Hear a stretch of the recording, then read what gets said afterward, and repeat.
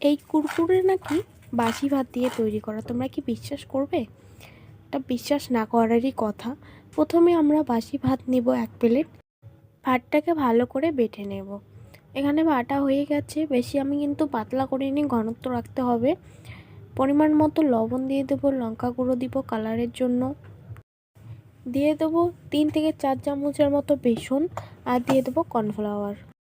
শেষে দেব ম্যাগি মশলা। সব উপকরণ হাত দিয়ে ভালো করে মাখিয়ে নেব। হাতে অল্প একটুখানি তেল নিয়ে হাতের সাহায্যে কুরকুরের শেপগুলোকে আমরা দিয়ে দেব।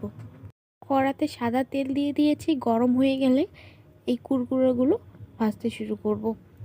এখানে আমি একটু মশলা বানাচ্ছি, বিট নুন আর একটু ম্যাগি মশলা দিয়ে দুটোকে একসঙ্গে মিক্স করে উপর দিয়ে ছড়িয়ে দিই। তোমরা শুধু শব্দটা শোনো, কতটা কুড়মুড়ো হয়েছে। তোমরা শব্দটা শুনলেই হয়তো বুঝতে পারবে। খেতে কিন্তু অসাধারণ হয়েছে।